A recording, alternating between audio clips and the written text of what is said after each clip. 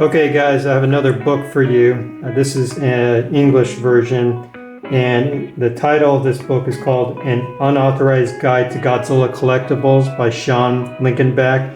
And to me, this was probably the seminal book to document Godzilla collectibles. I required this quite a while ago, but this was really a guide for me to be able to locate and identify some of the collectibles that are in store, since I do not read Japanese. So this was a really big reference guide, and it's probably on the internet somewhere, bookstores, Amazon, otherwise. But yeah, this is a really good book for those who are interested in collecting Bandai collectibles from the 80s and 90s and maybe even before then.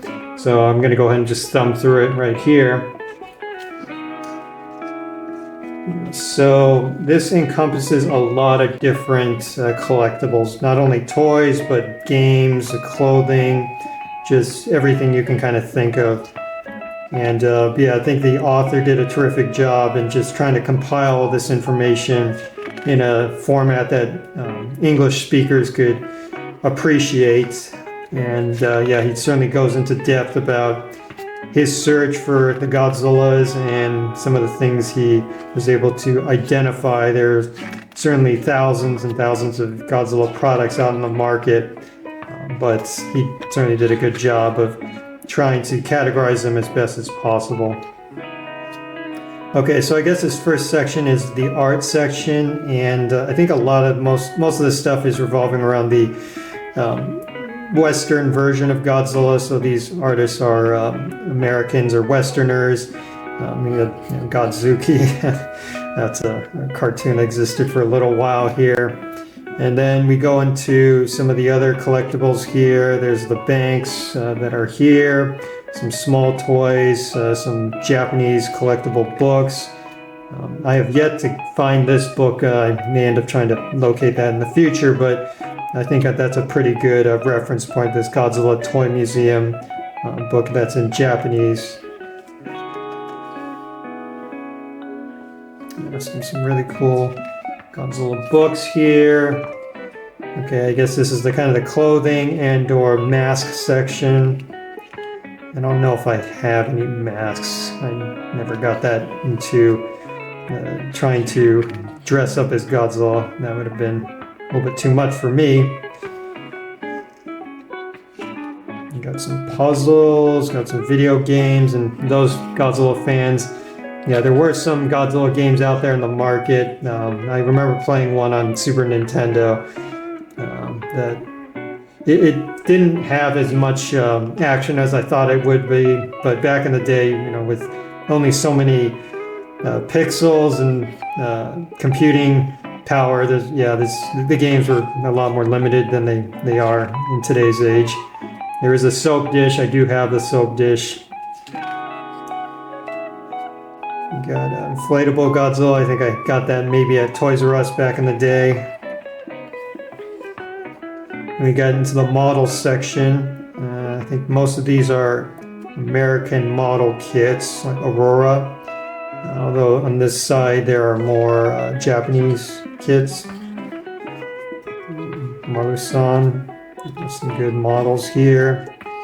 Okay, and then these are garage kits, and for those who don't know, garage kits are ones that are made by individuals literally in probably their domicile or garage, and they run them for a little while, but they're not really mass market. So if you're able to locate any of them, good for you.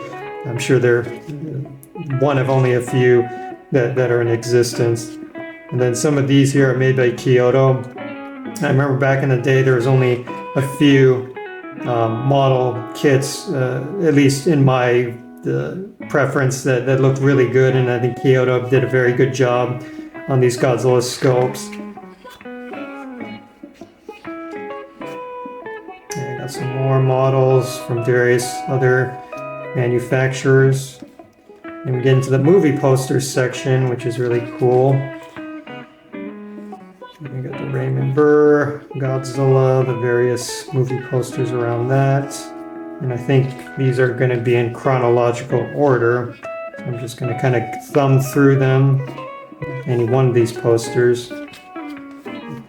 1960s. Son of Godzilla, Destroy All Monsters. Various movie posters in different languages, French, English, Japanese, of course. 1984 Godzilla. My personal favorites, the Heisei series. Just gonna thumb through those. These are records. Godzilla records. Yeah, I haven't gotten into this, but yeah, I guess there are those vinyls out there, and if you can find one in Japanese, good for you.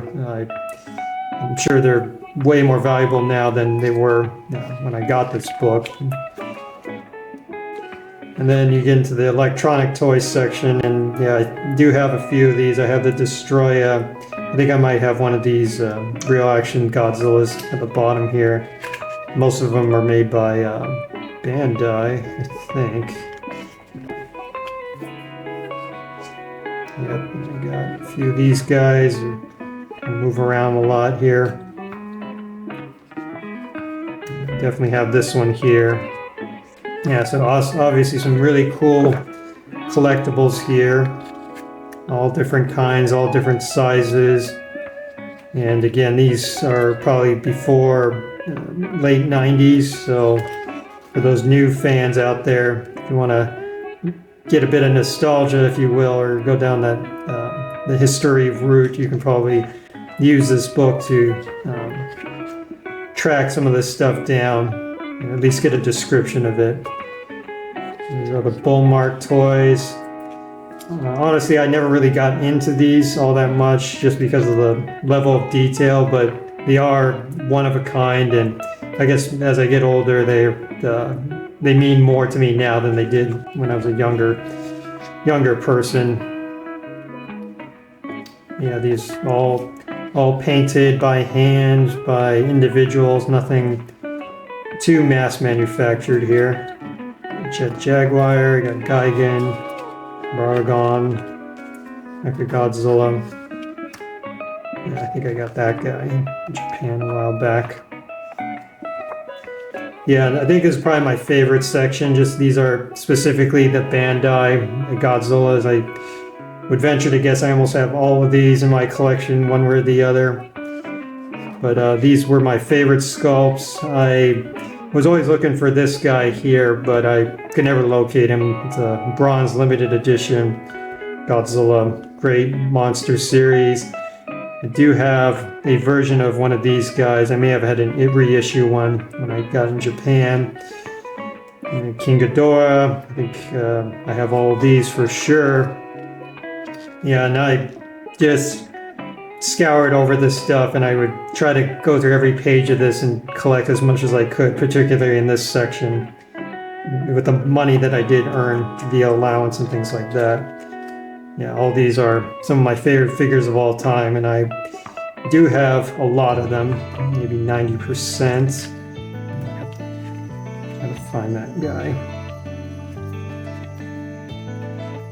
Okay, and I think, well, on the cover, it was kind of no secret, but to me, the crown jewel of all this Godzilla, all these collectibles, is this guy here. At least it was for me, the Super Final Premium Godzilla. It's a limited to 4,000 made. It is quite tall, and I searched for years to try to find it, and I was able to locate it back in 2006 with the help of some friends when we went to Tokyo. They had literally helped me carry it on the subway. Yeah, funny story there. I'll go into that later. Some more Godzilla collectibles. These are always really cool because of the they were either transparent or had a bit of glitter on them. They're called the Godzilla Forever series, also a limited run. There are some knockoffs, so you have to be careful. I was guilty of maybe purchasing one or two that were knockoffs, not knowing that they were until after the fact. Okay, some additional toys. I think this is more the American releases. I think they sold these at Toys R Us and other places in the 90s, and sort of got into it but never really gravitated towards it all that much. And we get into the trading cards section. Definitely have that. And then we got the video cassettes, and I do have these somewhere in storage. Yep, and that's about it. Yeah, that's kind of a thumb through of the book. I hope you found it somewhat useful, if not at least inspiring to keep collecting. Yeah, thanks very much. Catch you next time.